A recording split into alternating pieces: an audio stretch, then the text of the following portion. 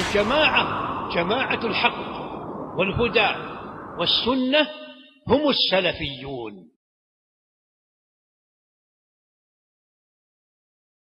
بسم الله الرحمن الرحيم. الحمد لله رب العالمين والصلاة والسلام على أشرف الأنبياء والمرسلين من اهتدى بهديه واستنى بسنته إلى يوم الدين. أما بعد. حاضرین مجلس، آج ہمارا توحید کے اس کورس کا چوتھا درس ہے، چوتھی کلاس ہے. آج ہم انشاءاللہ امام محمد بن عبد الوہاب رحمۃ اللہ علیہ نے جو باب باندھا ہے، من حقق التوحید دخل الجنت بغیر حساب، حقیقی موحد بغیر حساب و کتاب کے جنت میں داخل ہوگا. اس سے متعلق کچھ تمہیدی باتیں ہم نے کل سنا کہ اللہ رب العالمین جو حساب لیتا ہے وہ حساب دو طرح کا ہے. اس سے متعلق ہم نے سنا. آج ہم جاننے کی کوشش کریں گے کہ آخر حقیقی موحد ہوتا کیسا ہے، اس کے اندر کیسی صفات ہوتی ہیں، اور اگر یہ صفات کسی کے اندر پائی جائیں تو وہ حقیقی موحد بنتا ہے. اس سے متعلق کچھ باتیں ہم جاننے کی کوشش کریں گے. سورۃ النحل آیت نمبر 120، اس آیت کو محمد بن عبد الوہاب رحمۃ اللہ علیہ نے اس باب میں پیش کیا اور فرمایا، اللہ رب العالمین فرماتا ہے، ان ابراہیم کان امہ قانتا للہ حنیفا ولم یک من المشرکین. حقیقی موحد کون ہوتا ہے، اس کا منہج، اس کا عقیدہ وہ کیسے جیتا ہے. بطور مثال، بطور نمونہ محمد بن عبد الوہاب رحمۃ اللہ علیہ نے ہمارے سامنے ابراہیم علیہ السلام کی شخصیت کو اور آپ کو پیش کیا ہے. اب ہم دیکھیں گے کہ ابراہیم علیہ السلام کا منہج توحید کو لے کر کے، آپ کی غیرت توحید کو لے کر کے آپ نے کیسے سارے لوگوں سے جو مشرکین تھے، حتیٰ کہ آپ کا گھرانہ، آپ نے برات کا اظہار کیا اپنے باپ سے. انہی سب چیزوں کو دیکھ کر کے ان کی شخصیت کو آپ نے ہمارے لیے بطور نمونہ پیش کیا. اللہ رب العالمین اس آیت میں فرماتے ہیں، ان ابراہیم کان امہ. ابراہیم علیہ السلام امت تھے. امت کا مطلب یہ ہے کہ آپ معلما للخیر تھے، خیر سکھانے والے تھے. آپ توحید کے امام تھے، پیشوا تھے. رہتی دنیا تک کے لیے آپ ساری انسانیت کے لیے امام تھے، پیشوا تھے. آپ کو دیکھ کر کے قیامت تک آنے والی نسل رہنمائی پا سکتی ہے. اتنا خیر آپ میں اللہ رب العالمین نے جمع کر دیا تھا.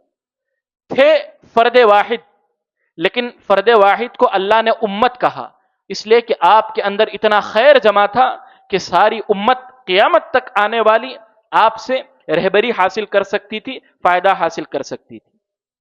دوسری بات، قانتا للہ.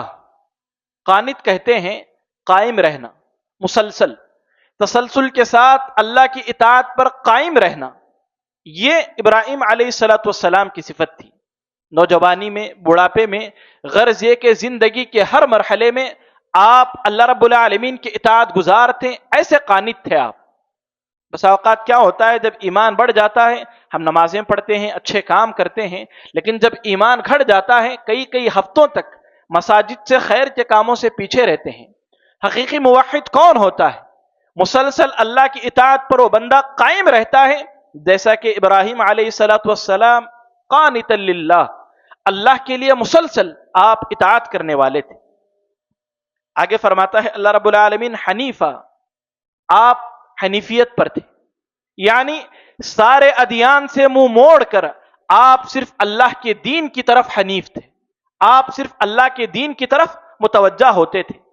بہت سارے لوگ ہوتے ہیں جنہیں ہر مسئلے میں گھسنے کی عادت ہوتی ہے، اور وہ ان راستوں پر چل کر کے بسا اوقات گمراہ بھی ہو جاتے ہیں.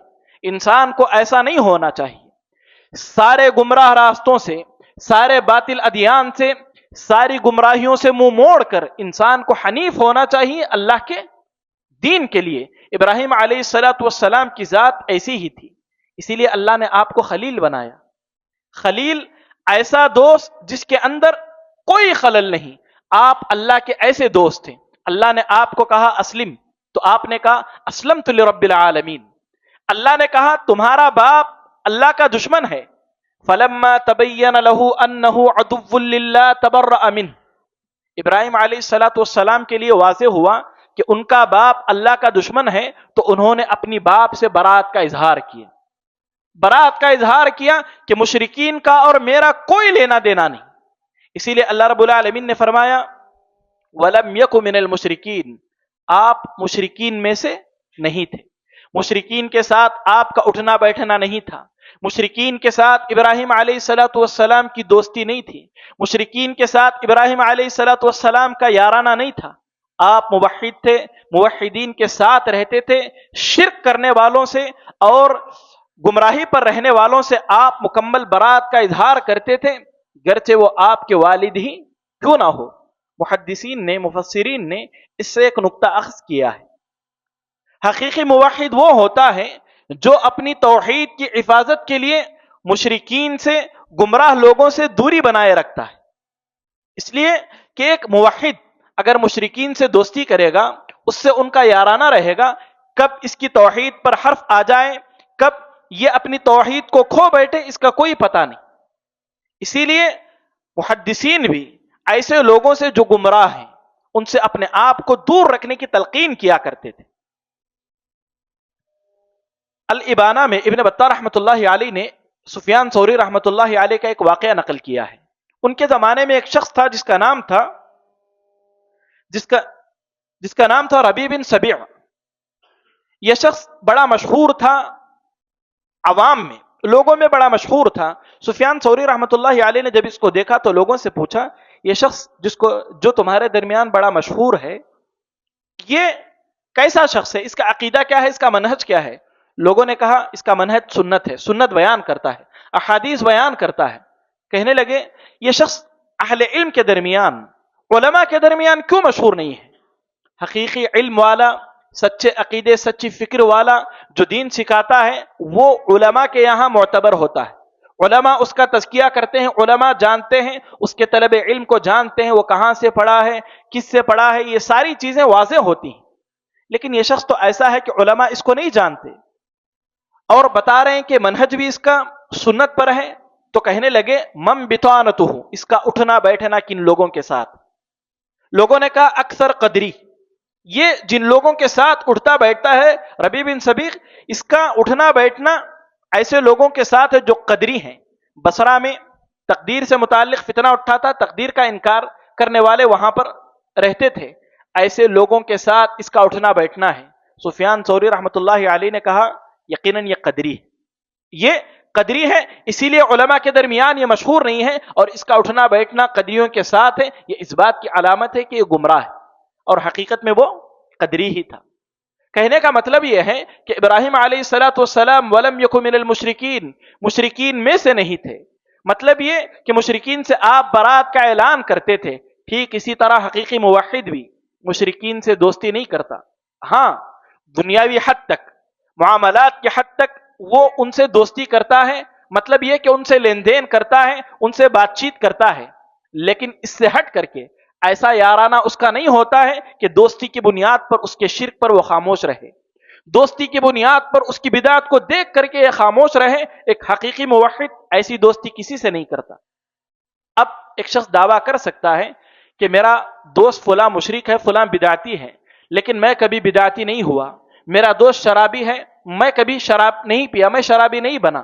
تو ہم اس سے کہیں گے مشرک تمہارا دوست ہے. توحید کی جو غیرت ہے، شرک سے متعلق جو نفرت ہونی چاہیے، تم مشرک تو نہیں بنے، لیکن شرک سے جس قدر نفرت ہونی چاہیے اس سے دوستی کی بنیاد پر اس میں کمی آ گئی. گرچہ تم شرابی کے ساتھ رہتے ہو، شرابی نہیں بنے، لیکن شراب کی حرمت کے متعلق جو نفرت ہونی چاہیے اس نفرت میں تو تمہارے اندر کمی آئے گی. یہی حال آپ کسی بدعتی سے دوستی کریں گے، اس سے آپ کا یارانہ رہے گا، آپ اس دوستی کی بنیاد پر اس بدعت کو ہلکا جانیں گے. لیکن ایک حقیقی موحد ایسا نہیں ہوتا، ایسے لوگوں کے ساتھ اپنی توحید کی حفاظت کے خاطر اٹھنا بیٹھنا، ان سے یارانہ نہیں کرتا. یہی ایک کردار حقیقی موحد کا ہونا چاہیے.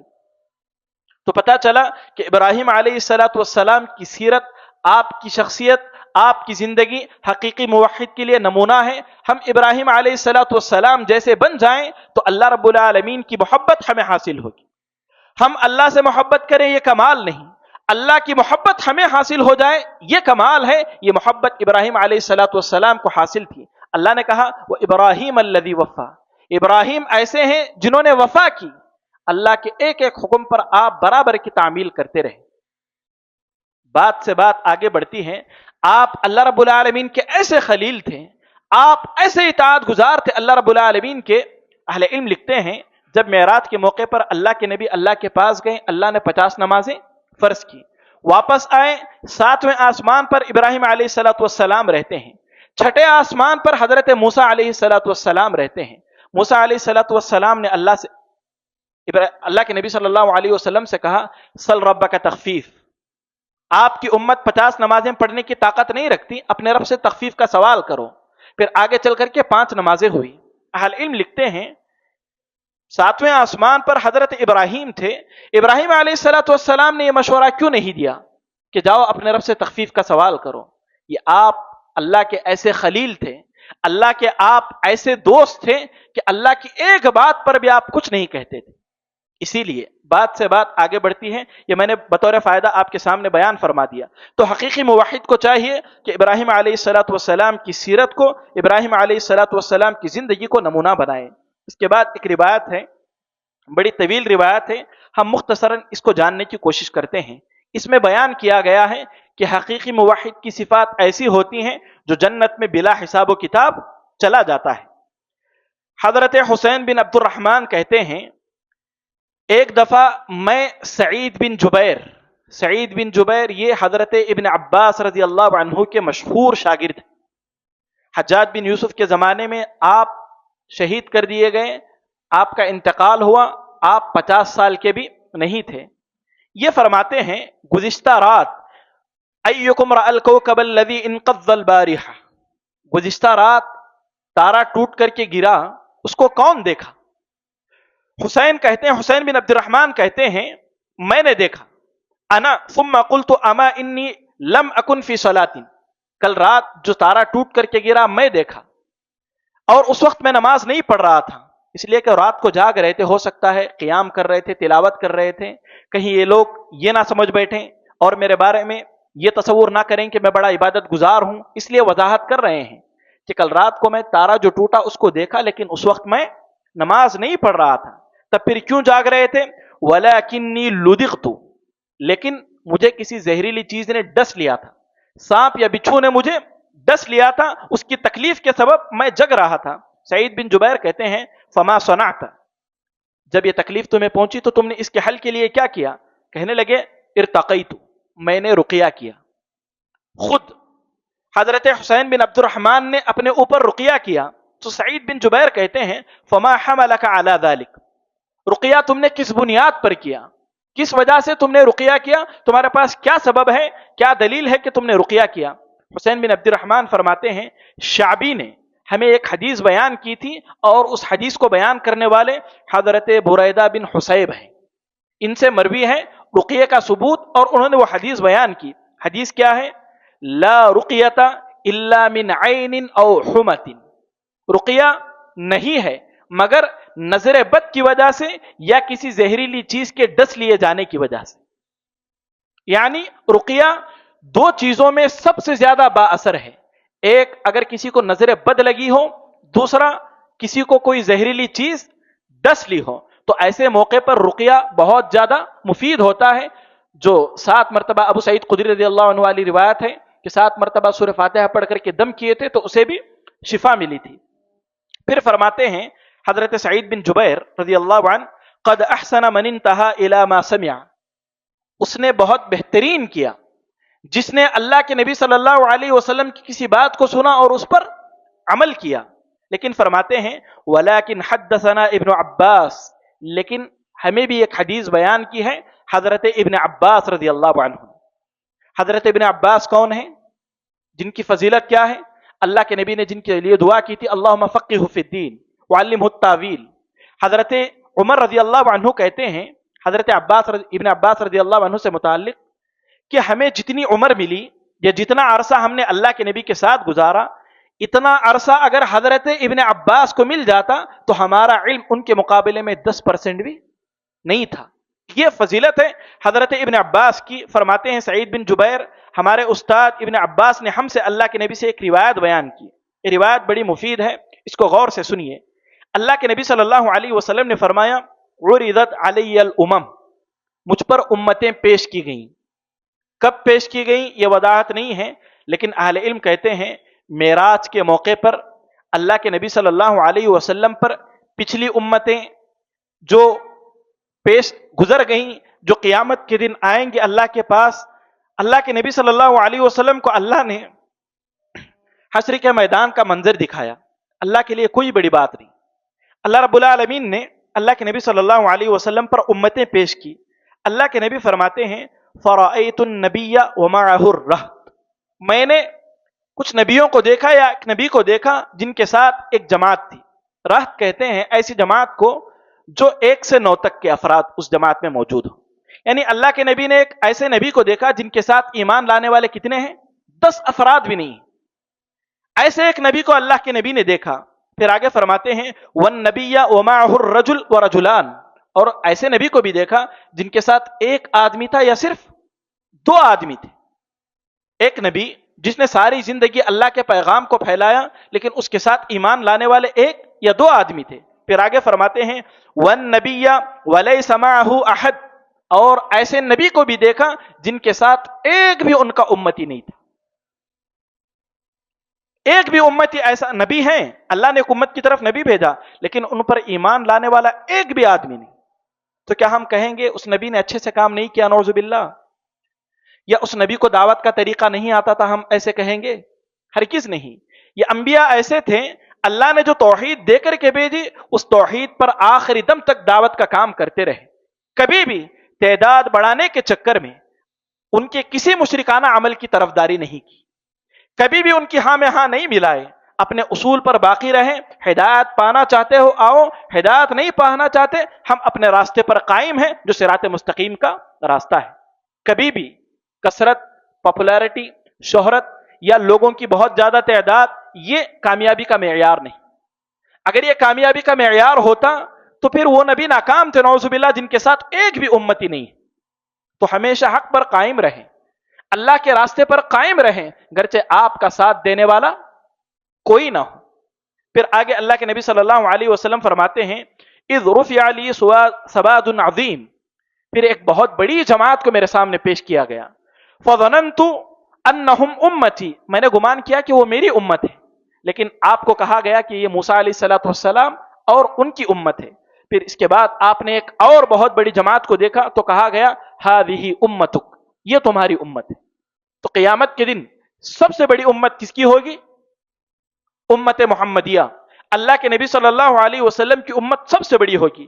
پھر آگے اللہ کے نبی فرماتے ہیں ومعہم 70,000 يدخلون الجنة بغیر حساب ولا عذاب, اور اس امت میں 70,000 ایسے افراد تھے جو بغیر حساب کتاب کے جنت میں جائیں گے.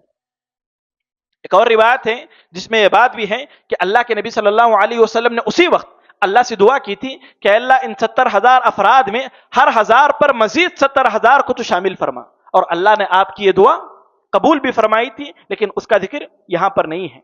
اللہ کے نبی صحابہ کے درمیان اتنی بات بتا کر کے اٹھ کر کے چلے گئے, اٹھ کر کے اپنے حجرے میں چلے گئے. صحابہ مختلف باتیں کرنے لگے کہ وہ 70,000 کون لوگ ہوں گے جو بغیر حساب کتاب کے جنت میں جائیں گے.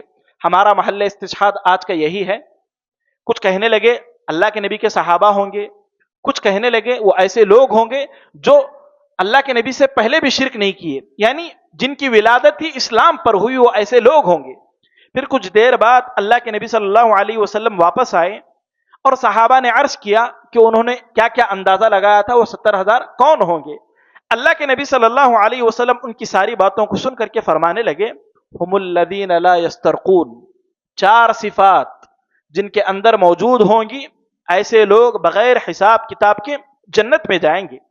پہلی صفت ان لوگوں کی لا یسترقون, وہ کسی سے بھی رقیہ نہیں کرواتے, یعنی کسی کو بھی یہ نہیں کہتے کہ آئیے مجھے رقیہ کیجیے, اور کبھی انہیں حاجت پڑتی بھی ہے تو وہ خود سے رقیہ کر لیتے ہیں. کسی سے بھی رقیہ کرانا یہ 3 وجوہات کی بنیاد پر درست نہیں ہے. تین وجوہات کی بنیاد پر ایسا شخص افضلیت سے نکل کر جائز والے عمل میں آ جاتا ہے. وہ تین وجوہات کیا ہیں جن بنیاد پر کسی سے بھی رقیہ طلب کرنا درست نہیں ہے؟ پہلی وجہ، اللہ رب العالمین پر مضبوط اعتماد. اللہ پر مضبوط اعتماد کی یہ علامت ہے، یہ دلیل ہے کہ آپ کسی سے بھی یہ نہ کہیں کہ آؤ مجھے رقیہ کرو، آؤ مجھے رقیہ کرو. اس لیے کہ وہ جو رقیہ کرے گا، اگر وہ رقیہ آپ کو بھی آتا ہے تو اللہ اس کے ذریعے آپ کو شفا دے گا، اور آپ جو کر لیں گے آپ کے ذریعے شفا نہیں دے گا. اس بات کا آپ کے پاس کیا ثبوت ہے؟ اللہ پر کامل اعتماد کا تقاضا یہ ہے کہ اس کے پڑھنے کی وجہ سے آپ کو جو شفا ملے گی، آپ پڑھیں اور آپ اللہ پر اعتماد کریں تو آپ کو بھی اللہ شفا دے سکتا ہے. تو گویا اس شخصیت پر کہیں نہ کہیں اعتماد ہوگا. اس بنیاد پر لازم ہے کہ بندہ خود رقیہ کرے، کسی سے بھی رقیہ کرنے کو طلب نہ کرے. دوسری بات جس کی وجہ سے یہ منع ہے، یہ غیر اللہ کے سامنے اپنی عزت نفس کی تذلیل ہے. آپ کسی سے بھی کچھ بھی مانگے، گرچہ جو چیز آپ مانگ رہے ہیں وہ جائز ہی کیوں نہ ہو، اس میں کہیں نہ کہیں تذلیل ہے. لینے والا ہاتھ دینے والے ہاتھ سے کمتر ہے. آپ کسی کو بھی رقیہ کرنے کے لیے کہیں گے، گویا آپ نے اس کو اپنے سے بڑا مانا اور آپ نے اس کے سامنے اپنے آپ کو چھوٹا کیا. یہ کہیں نہ کہیں تذلیل ہے جس سے آدمی کو بچنا چاہیے. اور ایک تیسری بات، کس وجہ سے رقیہ طلب کرنا منع ہے؟ اس لیے کہ یہ روحانی چیز ہے، یہ روحانی چیز ہے، اور اس میں اگر آپ اس پر اعتماد کریں گے تو کہیں نہ کہیں اللہ سے آپ کا جو تعلق ہے اس میں کمی آئے گی. آپ کو پتا چلا کہ آپ کے گھر میں کسی پر کسی طرح کا کوئی اثر ہو چکا ہے، اور فلاں علاقے میں ایک راقی ہے جو بہت اچھا علاج کرتا ہے. آپ یہاں سے نکل کر کے وہاں جائیں گے سفر کر کے اس آدمی کے پاس علاج کے لیے. اس سفر کے دوران آپ کے دل میں یہ ارادہ رہے گا وہاں جائیں گے وہ رقیہ کرے گا، کمی واقع ہوگی. یہ جو تعلق ہے، اس طرح کا تعلق اللہ سے جو تعلق ہے اس میں کمی لاتا ہے. ان وجوہات کی بنیاد پر اہل علم کہتے ہیں کسی سے بھی رقیہ کرنے کو طلب نہ کرو. ہاں، ایک ایسا شخص ہے ان پڑھ ہے، جاہل ہے، جسے دعائیں تک نہیں آتی، ایسا شخص رقیہ کرنے کو طلب کر سکتا ہے. لیکن جو شخص جانتا ہے، اسے دعائیں معلوم ہیں، اسے آیات معلوم ہیں، اسے رقیہ کرنے کا طریقہ معلوم ہے، تو بہتر ہے کہ وہ خود رقیہ کرے. ایک اور روایت ہے جس میں ہے کہ بغیر حساب کتاب کے جنت میں جانے والوں میں وہ لوگ بھی ہیں جو رقیہ بھی نہیں کرتے. یہ روایت ضعیف ہے. امام ابن تیمیہ رحمۃ اللہ علیہ اور دوسرے اہل علم نے اس کو ضعیف کہا ہے. آج اس رقیہ کے چکر میں بہت سارے لوگ غیروں پر اعتماد کیے ہیں، حتیٰ کہ اہل الحدیث جو اپنے آپ کو توحید میں سب سے امتیاز رکھنے والا کہتے ہیں، یہ لوگ بھی ذرا سی آزمائش کیا لمبی ہوئی، ذرا سی آزمائش کیا طویل ہوئی، غیر اللہ کے پاس جو غلط صحیح سب طریقے سے رقیہ کرتے ہیں، ان کے پاس جا کر کے وقتی راحت کے لیے اپنی آخرت کو تباہ و برباد کرتے ہیں. یاد رکھیے، رقیے کو جو لوگ بھی پیشہ بنائے ہوئے، جو لوگ بھی رقیہ سینٹر قائم کیے ہوئے ہیں، یہ موجودہ دور کا فتنہ ہے، اس سے آدمی کو بچنا چاہیے.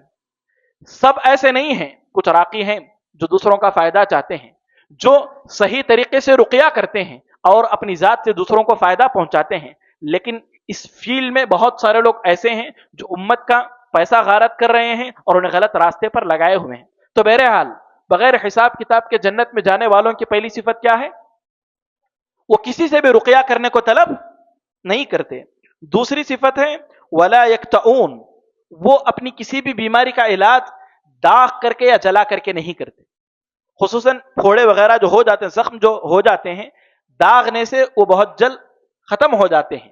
لیکن اللہ پر بھروسہ کرنے والے اور جنت میں بغیر حساب کتاب کے جانے والے اس سے بھی داغ کر کے بھی اپنا علاج نہیں کرتے. اور ایک بات، تیسری صفت ان کی ولا یتطیرون، وہ پرندوں سے بدشگونی نہیں لیتے، مذاق میں بھی بدشگونی نہیں لیتے. کیسی حقیر مخلوق ہے، اپنے آپ کو کیسے پرندوں کے سامنے ذلیل کرتی ہے کہ ایک پرندہ حقیقت میں ان کے اندر بھی توحید کا تصور ہوتا ہے. ایسے پرندوں کے سامنے جا کر کے ہاتھ پھیلا کر کے اپنی حالت اور اپنی قسمت، اپنی تقدیر معلوم کرنے کی کوشش کرتے ہیں. وہ جو پرندے کو لے کر کے آتا ہے اسے خود اپنی تقدیر نہیں معلوم، اسے خود نہیں معلوم کہ کتنے لوگ آج اس کے ذریعے اپنی تقدیر دیکھیں گے اور اسے کتنا فائدہ ہوگا، اسے خود نہیں معلوم. ایسے آدمی کے پاس جا کر کے اپنا ایمان خراب کرتے ہیں. لیکن حقیقی موحدین کیا ہوتے ہیں؟ وہ ان سارے چکروں میں نہیں پڑتے. اہل الحدیث افراد ایک آدھ کو میں نے دیکھا ہے بطور مذاق اس پرندے کو بلاتے ہیں، اس پرندے والے کو بلاتے ہیں اور کہتے ہیں کہ اپنے میرا میری تقدیر دکھاؤ، میری قسمت دکھاؤ. گرچہ ان پر ان کا اعتماد نہیں ہوتا، وہ بطور مذاق ایسا کرتے ہیں. ایسی غلطی ہرگز نہ کریں. وہ جو بات آپ کو بتائے گا، ہو سکتا ہے شیطان اس بات کو آپ کے دل میں ایسا بٹھا دے کہ آپ اسی وسوسے کا شکار ہو کر کے تباہ و برباد ہو جائے. تو مذاق میں بھی اس طرح کی چیزوں کے قریب نہیں جانا چاہیے. آخری بات، وَعَلَىٰ رَبِّهِمْ يَتَوَكَّلُونَ، اور ان کا اللہ پر کامل توکل ہوتا ہے. یہ چار صفات جن کے اندر ہوتے ہیں، حقیقی معنوں میں ایسے افراد بغیر حساب کتاب کے جنت میں جاتے ہیں. ہم اللہ سے دعا کریں کہ اللہ تبارک و تعالی ہم تمام کو ایسے افراد میں شامل کریں جو بغیر حساب کتاب کے جنت میں جانے والے. تو محترم حاضرین، آج کے درس کا اور آج کے باب کا خلاصہ کلام یہ ہے کہ جو بندہ حقیقی موحد ہوتا ہے، بغیر حساب کتاب کے وہ بندہ جنت میں جاتا ہے. اب حقیقی موحد کیسا ہوتا ہے؟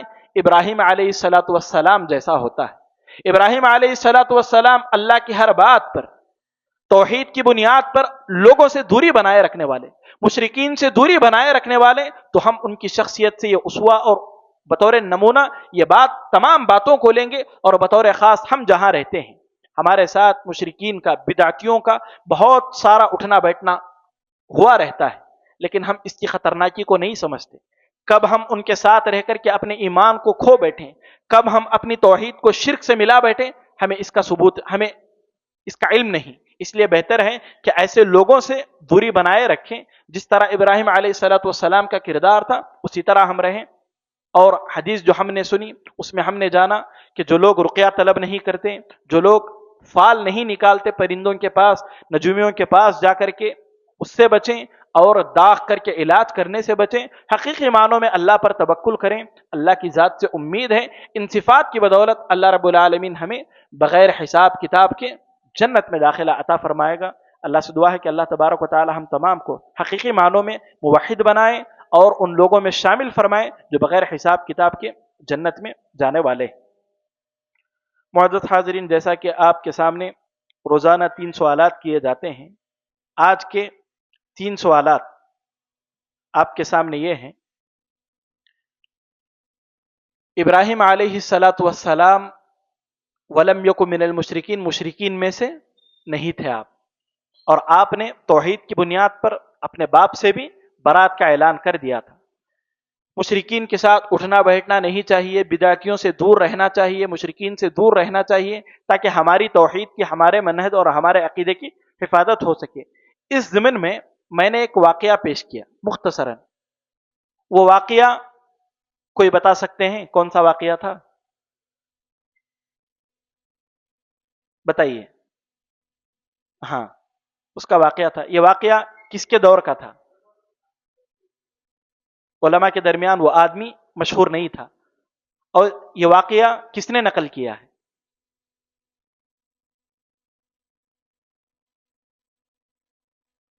ہاں، سفیان ثوری رحمۃ اللہ علیہ کے زمانے کا واقعہ ہے. انہوں نے اس بات کو بیان کیا. اب نقل کرنے والا کون ہے؟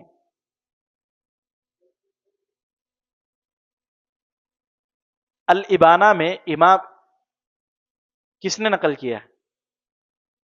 الابانہ میں ابن بطہ رحمۃ اللہ علیہ نے اس واقعے کو نقل کیا ہے. الابانہ عقیدے کی ایک مشہور کتاب ہے، اس میں اس چیز کو نقل کیا گیا ہے. بارک اللہ فیک. آئیے.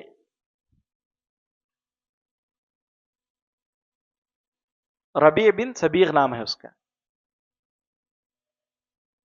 وہ 4 صفات اگر کسی انسان کے اندر موجود ہوں تو وہ بندہ بغیر حساب کتاب کے جنت میں جائے گا. وہ 4 صفات کیا ہیں؟ ہاں عاصم.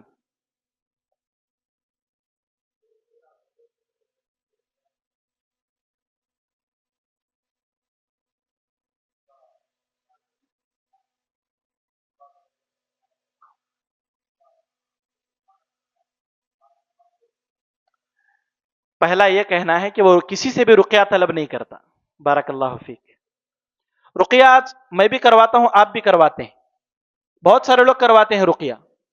لیکن یاد رکھیے، اگر آپ دعائیں صبح شام کی جانتے ہیں اور رقیے میں جو بہت زیادہ مؤثر دعائیں ہیں، آیات ہیں، اگر آپ کو ان کا علم ہے یا نہیں بھی ہے تو آپ سیکھ سکتے ہیں، تو ضروری ہے کہ آپ خود ان کو سیکھیں، خود آپ اپنے اوپر رقیہ کریں. اللہ کے نبی خود سے رقیہ کر لیتے تھے. اگر کوئی شخص خود سے آ کر کے آپ کو رقیہ کر دے تو آپ منع نہ کریں. حضرت عائشہ نے اللہ کے نبی پر رقیہ کیا تو اللہ کے نبی نے حضرت عائشہ کو منع نہیں کیا. لیکن آپ کسی سے بھی رقیہ طلب نہ کریں. اور کبھی بھی آپ کے گھروں میں کوئی بھی راقی آ کر کے رقیہ کرتا ہے اور وہ یقین کے ساتھ کہتا ہے کہ جادو کا اثر ہوا ہے یا جن سوار ہے تو مت مانیں. یہ سب غیبیات ہیں. غیبیات سے متعلق کوئی بھی یقین کے ساتھ نہیں بتا سکتا کہ کیا ہوا ہے. وہ بس رقیہ کر سکتا ہے. رقیہ میں کیا ہوتا ہے؟ پڑھا جاتا ہے. کسی کو بھی چھو نہیں سکتا وہ. یا بہت زیادہ اچھل کود کرے تو اس کے محارم کو بلائے, وہ اس کو پکڑیں گے, وہ اسے قابو میں کریں گے. لیکن راقی آتا ہے, بال پکڑتا ہے, انگلیاں پکڑتا ہے, یہ ساری چیزیں حرام ہیں. حرام ہیں یہ ساری چیزیں. اور اگر اس طور پر کوئی بندہ رقیہ کرتا بھی ہے تو وہ جائز نہیں ہے. ایسے راقیوں سے بچنا چاہیے. ایک آخری سوال, میں نے آپ سے کہا تھا کہ رقیہ کرنا کیوں منع ہے, کیوں اس چیز کو افضل نہیں جانا گیا؟ جائز ہے لیکن افضل نہیں ہے.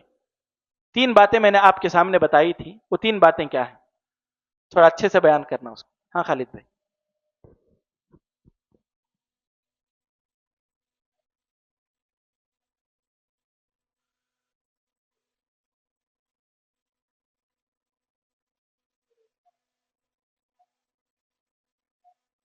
بالکل, جو اس کے پڑھنے سے آپ کو شفا دے سکتا ہے, آپ کے پڑھنے سے بھی وہ شفا دے سکتا ہے, تو کامل اعتماد میں کمی واقع ہوگی. ایک بات.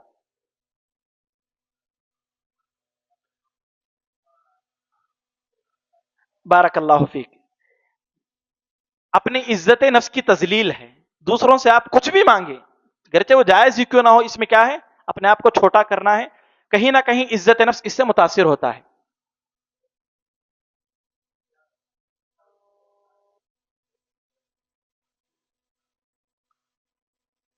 ہاں بالکل.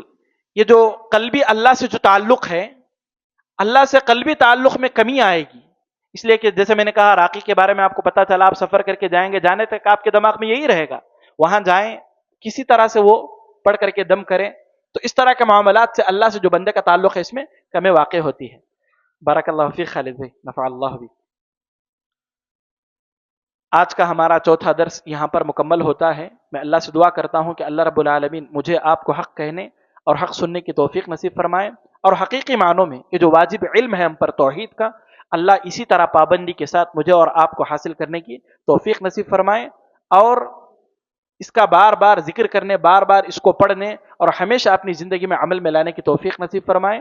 اور یہ جو چیزیں ہم سیکھ رہے ہیں, ان چیزوں سے متعلق کوئی بھی غلط چیز معاشرے میں یا اپنے گھروں میں دیکھتے ہیں تو اس علم کے ذریعے آپ اس کی اصلاح کرنے کی کوشش کریں. جیسا کہ آپ کو معلوم ہے, ہفتے میں 4 دن درس ہوتا ہے, پیر, منگل, بدھ اور جمعرات. آنے والی پیر سفر ہے جس کی وجہ سے میں درس نہیں دے سکتا. انشاءاللہ ہمارا اگلا درس منگل کے دن ہوگا. کب ہوگا ہمارا اگلا درس؟ منگل کے دن ہوگا. آپ لوگ اسی طرح پابندی سے جڑے رہیں. اللہ آپ تمام کو علم نافع سے نوازیں. اس وقت کی برکت کی وجہ سے اللہ آپ کی زندگی میں خیر و برکت رکھے. اللہ آپ کے مال میں, عمر میں, صحت میں, علم میں, ہر چیز میں خیر و برکت رکھے. آمین. تقبل یا رب العالمین. سبحانک اللہم و بحمدک, اشہد ان لا الہ الا انت, استغفرک و اتوب الیک. وقل جاء الحق وزهق الباطل إن الباطل كان زهوقا